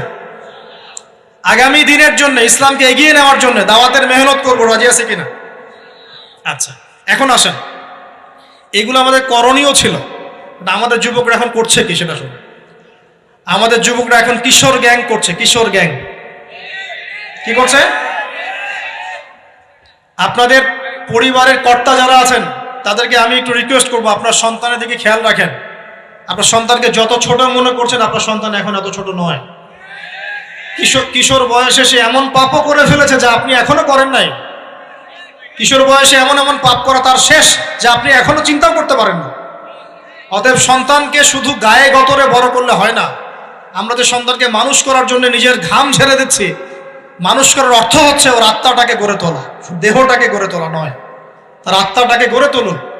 সন্তান থেকে খেয়াল রাখেন। ঢাকা শহরে কিশোর গ্যাংয়ের দৌরত্বে টেকা যাচ্ছে না। রাস্তাঘাটে ছিনতাই করছে, মাদক সেবন করছে, মানুষের সম্পদ মোবাইল ধুপ করে কেড়ে নিয়ে দৌড় দিচ্ছে, এক গ্যাং আরেক গ্যাংয়ের সাথে মারামারি করছে। এগুলো শিখছে কোত্থেকে? এগুলো শিখছে আপনার ওই যে অপসংস্কৃতি দেখে দেখে। পশ্চিম থেকে, আমাদের পার্শ্ববর্তী থেকে অনেক অপসংস্কৃতি ঢুকছে ভিতরে, ওটা দেখে দেখে দেখে দেখে শিখছে কি করতে হয় না করতে। দুইটা গ্যাং তৈরি করছে এবং সিনেমাতে যেমন দেখানো হয় সে নিজেকে ওই রকম করে চিন্তা করা শুরু করেছে। এই কনসেপ্টগুলো মানুষ পাচ্ছে কোথায়?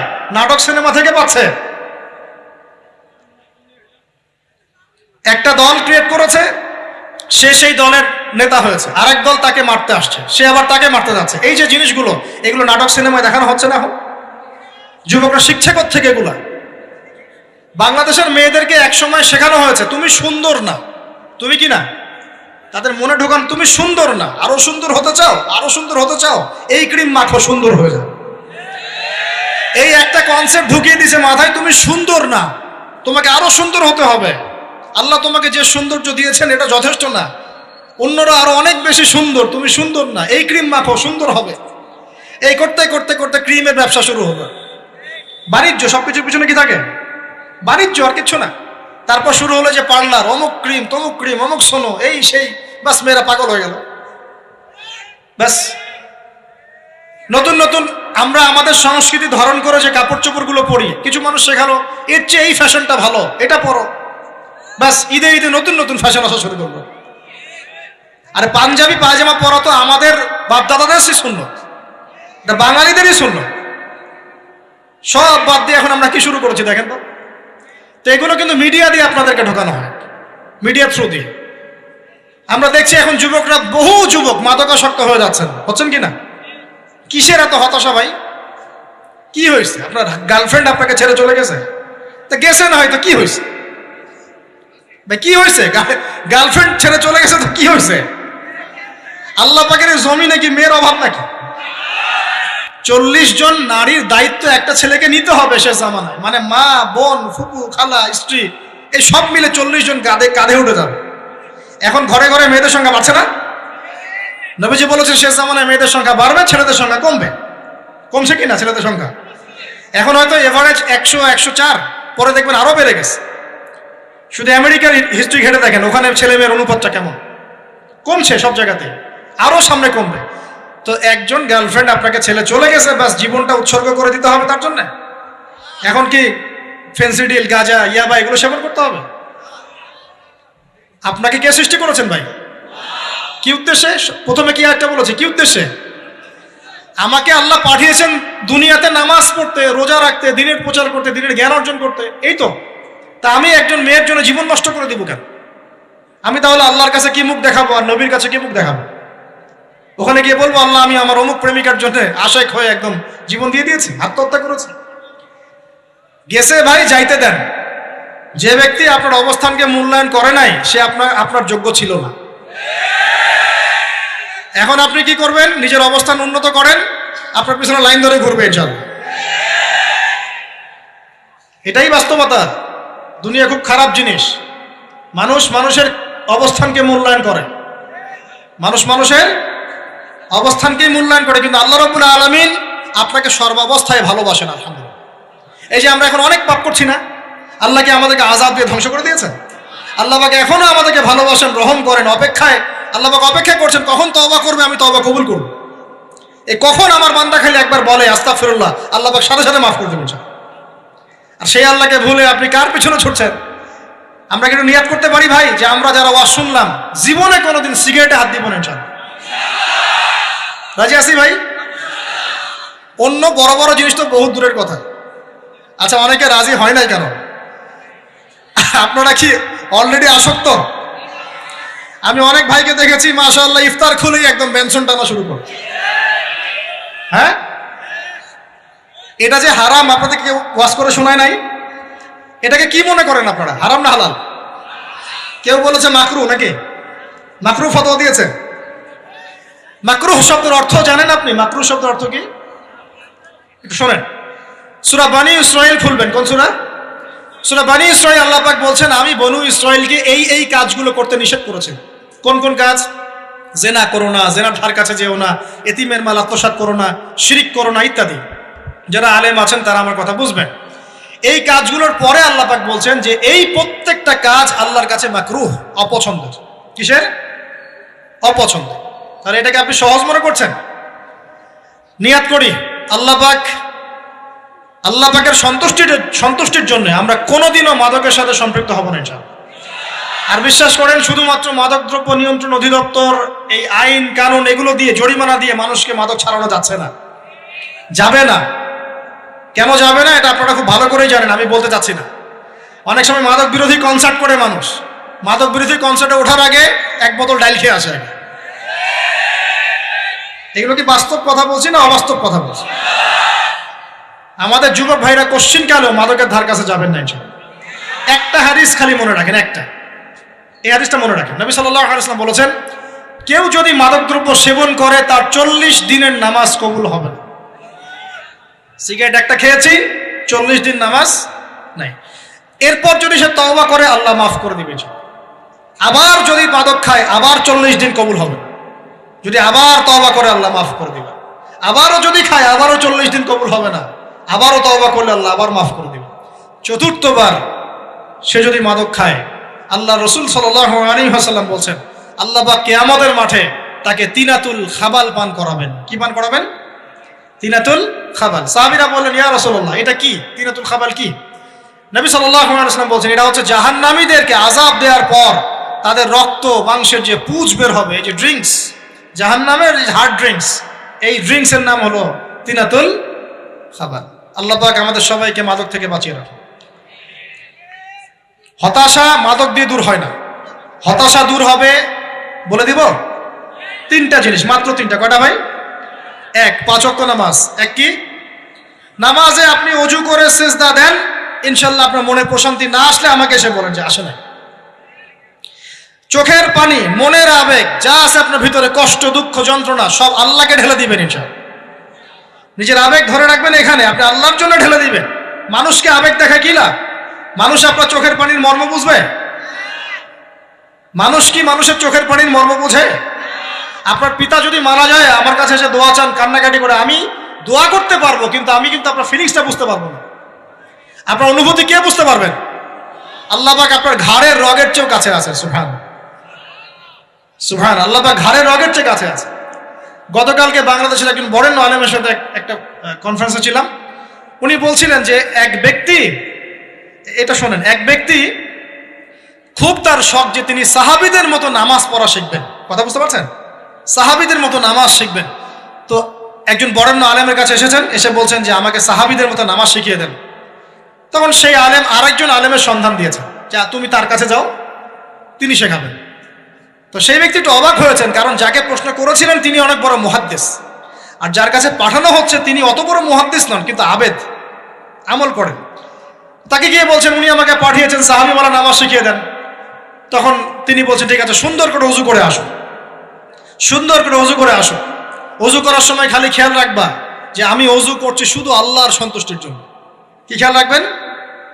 ওযু করছি শুধু আল্লাহকে রাজি খুশি করার জন্য ওযু করছে, আর কোনো উদ্দেশ্য নাই আমার।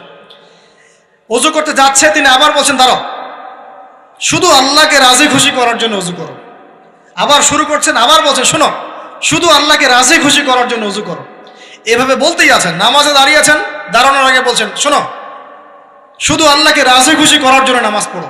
বলতেই আছেন। এক পর্যায়ে সে ব্যক্তি নামাজ শুরু করলো, নামাজে মনোযোগ এদিক ওদিকে যায়, আর তার মাথায় এটা আসে, এই শুধু আল্লাহকে রাজি খুশি করার জন্য আমাকে নামাজ পড়তে হবে, শুধু আল্লাহকে রাজি খুশি করার জন্য নামাজ পড়তে হবে। এই চিন্তা তার মনের মধ্যে ঘুরপাক খাচ্ছে। এভাবে নামাজটা সে শেষ করে চিন্তা করছে যে নামাজ তো পুরোপুরি মনোযোগ দিতে পারলাম না, বারবার মাথার মধ্যে এরকম চিন্তা আসছে, আল্লাহ আমাকে তো মাফ করে দাও, নামাজটা আমার মনে হলো না ঠিক মতো। তখন সে ফিরে এসে তার সে ওস্তাদকে বলছেন আমার তো নামাজ এরকম করে পড়লাম, কিন্তু শেষমেশ মনে হলো যে নামাজটা হয়তো কবুল হয় নাই, আল্লাহর কাছে খুব মাফ চাইলাম, আল্লাহ আমাকে মাফ করে দাও, নামাজটা মনে হলো না। তখন সেই যে প্রথম ব্যক্তি যিনি পাঠিয়েছেন তিনি বলছেন এটাই হলো সাহাবীওয়ালা নামাজ। তারা আল্লাহকে রাজি খুশি করার জন্য নামাজ পড়তেন, নামাজ শেষ করে আল্লাহর কাছে ইস্তেগফার করতেন, আল্লাহ কিছুই হলো না, কিছুই হলো। আমার কথা কি বুঝতে পারছেন? অতএব আল্লাহকে রাজি খুশি করার জন্য আপনি আপনার আবেগ, আপনার ইবাদত সব ঢেলে দিবেন, অন্য কারো কাছে কিছু পাওয়ার আশা করবেন। অতএব নামাজ আপনার মাদকের দিকে যাওয়া লাগবে না, নামাজই আপনার হতাশা দূর করে দেবে ইনশাআল্লাহ। 2 নাম্বার আমল হচ্ছে কোরআন তেলাওয়াত। যে ব্যক্তি কোরআন তেলাওয়াত করতে পারে নিয়মিত, তার মনের মধ্যে এই হতাশা, এই ভীরুতা, এই কাপুরুষতা কিচ্ছু আসবে না ইনশাআল্লাহ। আমি গ্যারান্টি দিচ্ছি আপনাকে, হতাশা আসবেই না আপনার মনে যদি আপনি কোরআন বুঝতে পারেন।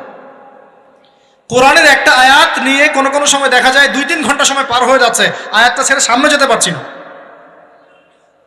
কোরআনের ভিতরে ঢুকলে আপনি দুনিয়ায় ভুলে যাবেন কি হচ্ছে আশপাশে। আমি এমন অনেক আলেমকে দেখেছি যে একটা বই, পাতলা একটা বই, আরবি বই নিয়ে পড়া শুরু করেছেন, ওই যে ফজরের পরে জোহরের ওয়াক্ত হয়ে যাচ্ছে, বইটাই শেষ করতে পারেননি। বুঝতে পারবেন? যখন আপনি ইলমের ভিতরে ঢুকে যাবেন, কোরআনের ভিতরে, হাদিসের ভিতরে, আপনার দুনিয়ার খেয়ালই নাই। একজন আলেম তিনি এক রাত্রে একটা বই লিখেছিলেন, চটি বই, এক রাত্রের মধ্যে। বলা হচ্ছে তার সম্পর্কে বলা হচ্ছে যে রাতের খাবার তাকে দেয়া হয়েছে যে আপনি এটা খেয়ে নেন। তো যে খাবারটা পাশেই আছে, খাবারটা খাবো, এটা লিখে খাবারটা খাবো, এরকম তার চিন্তা ছিল। ফজর হয়ে গেছে, বই লিখাও শেষ, খাবার এই অবস্থায় পড়ে আছে, ডুবে গেছেন ভিতরে, খাওয়ার মাথায় তার খেয়াল নাই। এরকম হয়। একজন মনীষী, বিখ্যাত মনীষী, রিয়াদুস সালেহীন কিতাবের রাইটার, সংকলক আল্লামা নববী রাহিমাহুল্লাহ, এরকম সারা রাত চলে গেছে, পাশের 2টা খেজুর, ওই 2টা খেজুর খাওয়ারই সময় পান, হাদিস নিয়ে গবেষণা করতে রাত পার হয়ে গেছে। আমি বলতে চাচ্ছি যখন ইলমের ভিতরে, কোরআন হাদিসের ভিতরে ঢুকে যাবেন, আপনার দুনিয়ার খেয়াল আপনার চলে যাবে ইনশাআল্লাহ। এই টেনশন, হতাশা, এই সেই বাদ, তখনই আল্লাহ পাক আপনাকে তার পক্ষ থেকে রহমত দিবেন, বরকত দিবেন, আল্লাহ আপনার দুনিয়ার কাজগুলো করে দিবেন ইনশাআল্লাহ। তখন দেখবেন কেউ আপনার দুনিয়ার ওই কাজটা করে দিয়েছে, কেউ ওই কাজটা করে দিয়েছে, কেউ বাসায় খাবার পাঠিয়ে দিয়েছে, আল্লাহ পাকই এগুলো করাই দিবেন ইনশাআল্লাহ। তো প্রিয় ভাইরা, মাদকে যাব না আল্লাহর কাছে আসবো? 2 নাম্বার কোরআন তেলাওয়াত, 3 নাম্বার আল্লাহর জিকির। 3 নাম্বার কি ভাই? আল্লাহর জিকির। চলতে ফিরতে সব সময় মুখ চলতে থাকবে, মুখ না চললেও মনে মনে মন তাজা থাকবে, মনে মনে জিকির হতে থাকবে। মনে মনে জিকির করতে পারেন? মুখ নড়বে না, কিন্তু মনে মনে আপনার একটা জিকির হতে থাকবে, সুবহানাল্লাহ বা আলহামদুলিল্লাহ, লা ইলাহা ইল্লাল্লাহ, আল্লাহু আকবার। পারা যাবে? পারে। মানুষের মন কখনো চুপ করে থাকে না, কিন্তু মানুষের মন অলওয়েজ কিছু না কিছু চিন্তা করতে থাকে না, যতক্ষণ না ঘুমায় মানুষ। তো প্রিয় ভাইরা, বেশি বেশি জিকির করব, সুবহানাল্লাহ, আলহামদুলিল্লাহ, লা ইলাহা ইল্লাল্লাহ, আল্লাহু আকবার, লা হাওলা ওয়ালা কুওয়াতা ইল্লা বিল্লাহ, এগুলো চলতে থাকবে। আল্লাহ পাক তৌফিক দান করুন। আমরা আমাদের সমাজে যুবকদেরকে এরকম টিকটকে দেখছি, অনলাইনে আসক্ত দেখছি, জেনায় আসক্ত দেখছি, পর্নোগ্রাফিতে আসক্ত দেখছি। আমরা দেখছি আমাদের যুব সমাজকে মাদকে আসক্ত, কিশোর গ্যাংয়ে আসক্ত। এইগুলো কি আমাদের কাম্য ছিল ভাই? আমাদের কাম্য ছিল? এই অবস্থায় কি যুব সমাজ আল্লাহ পাকের দ্বীনের পতাকা হাতে নিয়ে আল্লাহর জমিনে দিন কায়েম করতে পারবে কিনা একটু আমাকে উত্তর দেন দেখি। এখন এই অবস্থায় পারবে? অতএব অবস্থার উন্নতি করতে হবে কিনা? উন্নতির জন্য রাজি আছি কিনা ইনশাআল্লাহ? আমরা চাই কি আল্লাহ পাকের দিনটা আল্লাহর জমিনে প্রতিষ্ঠা লাভ করুক, আল্লাহর দিন সবার ঘরে ঘরে পৌঁছে যাক, আল্লাহ পাকের দিনের যে সৌন্দর্য সবাই সেটাই, এই সৌরভটা সবাই পাক। আমরা চাই কিনা? সমাজে শান্তি প্রতিষ্ঠা হোক, আবার সেই রাসূলের মতো যুগ চলে আসুক, আমরা চাই কিনা? অতএব আমাদের সবাইকে যৌবনের এই প্রলোভনগুলো থেকে বেরিয়ে এসে আল্লাহ পাকের ইবাদতে আত্মনিয়োগ করতে হবে। আল্লাহ পাক আমাদের সবাইকে তৌফিক দান করুন, বলি আমিন। আমাদের সবাইকে আল্লাহ রাব্বুল আলামিন কোরআন এবং হাদিসের গভীর জ্ঞান অর্জন করার তৌফিক দান করুন, বেশি থেকে বেশি ইবাদত করার তৌফিক দান করুন। আল্লাহ পাক সবাইকে হারাম সমস্ত রিজিক থেকে বাঁচিয়ে রাখুন, জেনা, ব্যভিচার এবং নারীর ফিতনা, মাদক থেকে আল্লাহ বাঁচিয়ে রাখুন। আল্লাহ পাক আমাদের সবাইকে হালাল রিজিক, হালাল সম্পর্ক যথেষ্ট করে দিন। আল্লাহ পাক আমাদের সবাইকে যেন দিনের দাওয়াতের মেহনত করার তৌফিক দান করেন এবং আলেম ওলামার সাথে পরামর্শ করে দিন শেখার এবং বোঝার তৌফিক দান করেন। আর লেকচার শেষ করার আগে দুটো বিষয় বলে শেষ করছি, একটু মনোযোগ দিন। একটা হচ্ছে আমাদের যুবতী দিনী বোনদের জন্য, এখানে বোনরা আছেন না? আছেন কি না? দিনী বোনরা আছেন? একটা নসিহত দিনী বোনদের জন্য আমি একটা নসিহত করতে চাচ্ছি, একটা নসিহত। আমার এই একটা নসিহত একটু মন দিয়ে শুনুন প্রিয় দিনী বোন। রাসূলুল্লাহ সাল্লাল্লাহু আলাইহি ওয়াসাল্লাম আমাদের দিনী বোনদের জন্য জান্নাতে যাওয়ার একটা ফর্মুলা বলে দিয়েছেন। আমি কি বলবো সেটা? আচ্ছা, রাসূলুল্লাহ সাল্লাল্লাহু আলাইহি ওয়াসাল্লাম বলেছেন আমাদের দিনী বোনেরা, আমাদের মায়েরা, এই নারী জাতি মাত্র 4টা কাজ করলে জান্নাতের যে কোনো দরজা দিয়ে ইচ্ছা প্রবেশ করতে পারবে। খুশি হন নাই? কয়টা কাজ?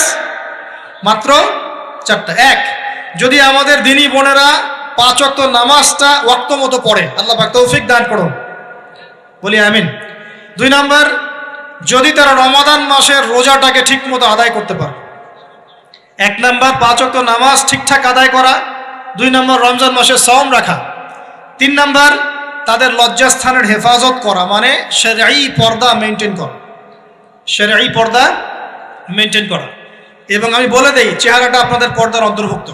এটা নিয়ে অনেক বাকবিতণ্ডা হয় না সমাজে, চেহারা দেখানো যাবে কি যাবে না ইত্যাদি। চেহারা আপনার পর্দার অন্তর্ভুক্ত বিষয়, ফুল স্টপ। এর উপরে ফতোয়া অনেকভাবে দিচ্ছে, কিন্তু বরেণ্য উলামায়ে কেরামের কিতাবগুলো ঘাটাঘাটি করেন, তাদের ফতোয়া হচ্ছে চেহারা আপনার পর্দার অন্তর্ভুক্ত বিষয়, চেহারা ঢেকে রাখবেন। আল্লাহ পাক তৌফিক দান করুন। চোখ থাকবে খোলা, ঠিক আছে। 4 নাম্বার, স্বামীর আনুগত্য করতে হবে। স্বামীর আনুগত্য, এই যে আনুগত্য শব্দ শুনলেই মানুষের একটা মানে নেগেটিভ ধারণা তৈরি হতে পারে। স্বামীর আনুগত্য মানে কি আমি তার দাসত্ব করব? আনুগত্য মানে, প্রিয় দিনী বোন, আনুগত্য মানে দাসত্ব নয়। আনুগত্য মানে কোরআন সুন্নাহর যে বিধানগুলো আপনার স্বামী আপনাকে পালন করতে বলবে, আপনি সেগুলো করবেন, আপনি করতে বাধ্য। কিন্তু স্বামী যদি কোরআন সুন্নাহর বাইরে কিছু করতে বলে, সেটা মানতে আপনি বাধ্য নন। স্বামী যদি আপনাকে বলে যে সুদ খাও, এই যে সুদী এনজিওতে আসো, নাম লেখাও। স্বামী যদি আপনাকে বলে যে আসো বেপর্দায় বাইরে যাই, সাজুগুজু করে বের হও, চলো ঘুরে আসে বেপর্দায়। স্বামী যদি বলে দেবরকে একটু খাবারটা দিয়ে আসো, আমার অফিসের কলিগ আসছে, খাবার পরিবেশন করো, আসো ডাইনিংয়ে আসো। এই যে হারাম কাজ, বেপর্দার আদেশ করছে, সুদের আদেশ করছে, আপনি সেগুলো পালন করবেন। কিন্তু হালাল বৈধ যে কোনো বিষয় আপনি স্বামীর আনুগত্য করবেন, এটা আপনার উপর ফরজ। এই 4টা কাজ যদি আপনি করতে পারেন, জান্নাতের যে কোনো দরজা দিয়ে ইচ্ছা আপনি প্রবেশ করতে পারবেন ইনশাআল্লাহ। আল্লাহ পাক আমাদের দিনী বোনদেরকে এই 4টা কাজ করার তৌফিক দান করুন। আমাদের সবাইকে আল্লাহ পাক জান্নাতের জন্য কবুল করুন, বলি আমিন। আর একটা বিষয় বলতে চাচ্ছিলাম, সেটা হলো ওই যে প্রথমে বলেছি যে সূরা ইউসুফের সেই সমাধানটা বলবো কি না? আচ্ছা, সূরা ইউসুফটা ইনশাআল্লাহ আমি আরেকদিন পুরো সূরাটা সংক্ষিপ্ত করে আলোচনা করব ইনশাআল্লাহ। যদিও একটা লেকচারে সম্ভব হবে বলে মনে হচ্ছে না আমার কাছে, 2টা বা 3টা লেকচারে নিয়ে আসবো ইনশাআল্লাহ। তবে আজকে একটা চিস্ট খালি বলছি। ইউসুফ আলাইহিস সালামের জীবনটা খুবই ট্র্যাজেডিপূর্ণ। নবীর পরিবার থেকে ভাইদের শত্রুতায় ওই যে কূপে চলে গেলেন, কূপ থেকে চলে আসলেন মিশরের বাজারে, সেখান থেকে বিক্রি করে দেওয়া হলো তাকে, রাজা তাকে কিনে নিলেন। তারপরে সেখানে তিনি বড় হতে লাগলেন রাজপ্রাসাদে। তারপরে ওই যে রাজার কি স্ত্রী তাকে জেনার জন্য আহ্বান করেছিল, সেখান থেকে তিনি জেলখানায় চলে গেলেন।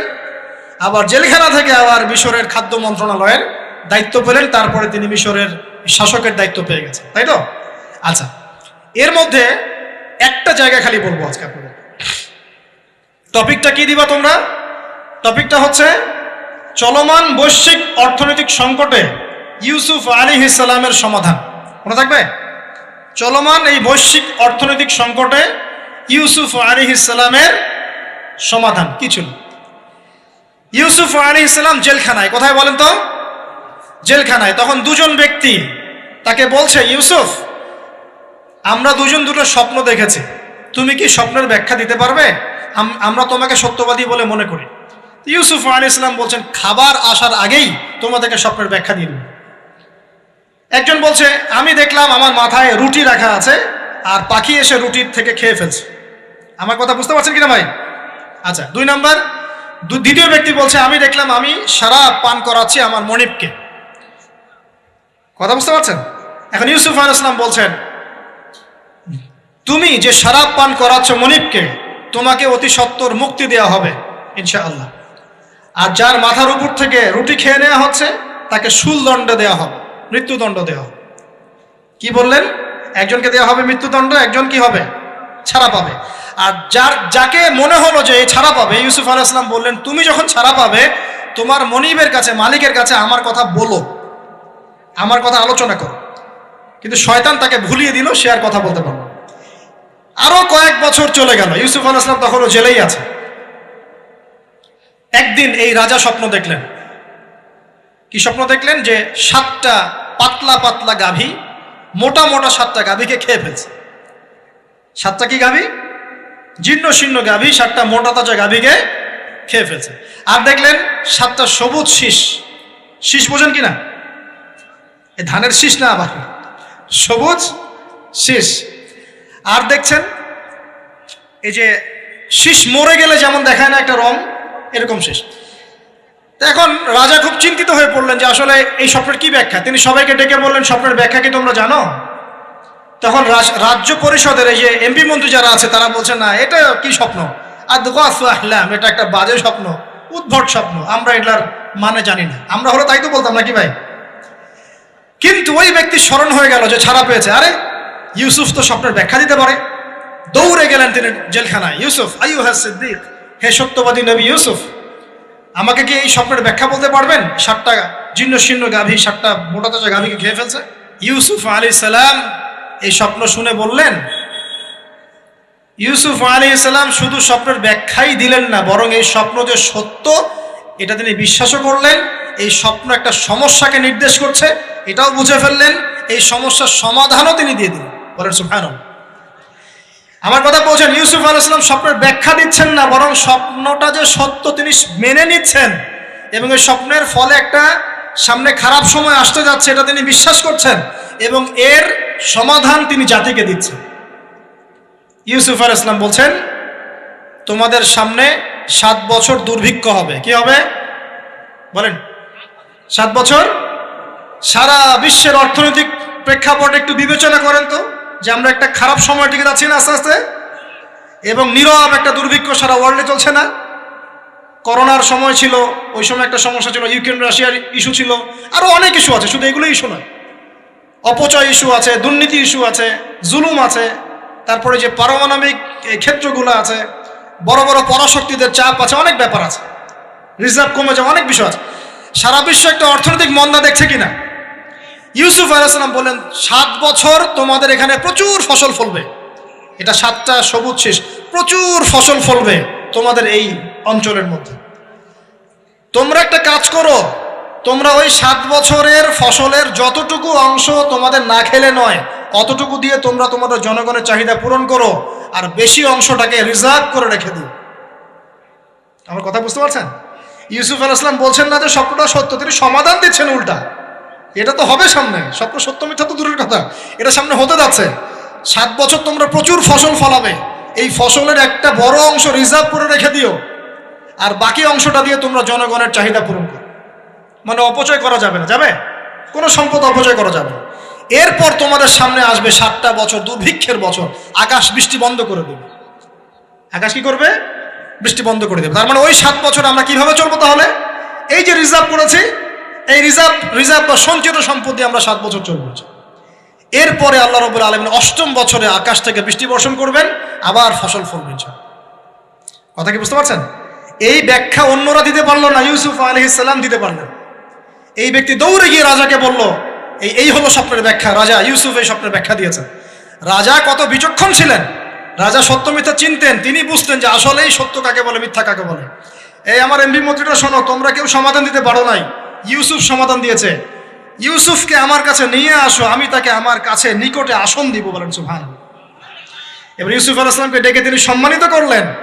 সম্মানিত করে বললেন যে কোন দায়িত্ব দিলে তুমি আমাদের এই রাজ্যটাকে বাঁচাতে পারবে এই দুর্ভিক্ষের হাত থেকে। ইউসুফ আলাইহিস সালাম নিজে বলছেন, আমি হচ্ছে বিশ্বস্ত মানুষ, আমি হচ্ছি রজুলুন আমিন, আমি বিশ্বস্ত এবং আমি আস্থাভাজন। আমাকে আপনি খাদ্য মন্ত্রণালয়ের দায়িত্ব দেন, ইনশাআল্লাহ আমি এই প্রবলেমগুলো সলভ করবো ইনশাআল্লাহ। এরপর তাকে দায়িত্ব দেওয়া হলো খাদ্য মন্ত্রণালয়ের। 7 বছর তিনি এরকম পলিসি গ্রহণ করলেন। মিশরের লক্ষ লক্ষ মানুষ পরবর্তী 7 বছরের দুর্ভিক্ষ থেকে বেঁচে গেছে। কোরআন তো মূল্যায়ন করি না আমরা, আর কোরআনের কথা যারা বলে ওদেরকেও মূল্যায়ন করি না। এই জন্য আমরা বলছি, বর্তমান চলমান অর্থনৈতিক সংকটের সবচেয়ে বড় বড় সমাধান হচ্ছে এক, ভাই জনগণ হই আর সরকার হই, কোনো সম্পদ অপচয় করা যাবে না। আমরা সম্পদ অপচয় করি না? আপনি উজু করেছেন, আপনি 1 বালতি পানিতে উজু করেছেন, ট্যাপ ছেড়েছেন, মসজিদের 1 বালতি পানি চলে গেছে, কেন পানি অপচয় করলেন? আমাদের 5টা ফ্যানের দরকার নেই বাসায়, আপনি 5টা ফ্যান চালাচ্ছেন কেন? আপনি ঘর থেকে বের হলেন, ফ্যান চলছে, কেন চলছে? ঘর মুছেছেন, ফ্যান ছেড়ে দিয়েছেন, ওই যে পাখা বাতাসে শুকাবে মাটি, কেন? এসি চালিয়েছেন, 24 ঘন্টা চালানোর কি দরকার? 2 ঘন্টা চালিয়ে বন্ধ করলে হয়। বিদ্যুতের ব্যাপার, গ্যাসের ব্যাপার, তেলের ব্যাপার, আমরা কি কম অপচয় করি মনে হচ্ছে আপনার কাছে? আমরা প্রচুর অপচয় করি। আর আমরা জনগণরা সাধু না, আমরা বেশি অপচয় করি। আমরা অপচয় করি না ভাই? প্রমাণ আপনি নিজের বাসায় পাবেন। পানির অপচয়, আপনার তেলের অপচয়, আপনার গ্যাসের অপচয়, আপনার বিদ্যুতের অপচয়, এগুলোর উপর কঠিন আইন করা দরকার। অপচয় করলে শাস্তি দিতে হবে, অপচয় করা যাবে না। অপচয় কমালে কি হবে? আমরা সম্পদ বেশি রিজার্ভ করতে পারবো। এই যুগে কি কি সম্পদ রিজার্ভ করলে আমরা সচ্ছল হতে পারবো, এই হেদায়েতগুলো আপনাকে ওই সোকল্ড প্রোটেস্ট্যান্ট মৌলবীরা দিতে পারবে না ইনশাআল্লাহ তাআলা, কারণ তাদের কাছে ইকোনমিক্সের জ্ঞান নাই। এই যুগে যদি আমরা গ্যাস রিজার্ভ করতে পারতাম, তেল রিজার্ভ করতে পারতাম, গোল্ড রিজার্ভ করতে পারতাম, সিলভার রিজার্ভ করতে পারতাম, এবং যে কারেন্সি সারা ওয়ার্ল্ড ওয়াইড চলছে এখন, এগুলোকে রিজার্ভ করতে পারতাম, এবং জনগণের যতটুকুতে প্রয়োজন এতটুকু সাপ্লাই করে বাকিটা রিজার্ভ করে রাখতে পারতাম, আসন্ন সময়ে এটা দিয়ে আমরা বৈশ্বিক সংকট মোকাবেলা করতে পারতাম।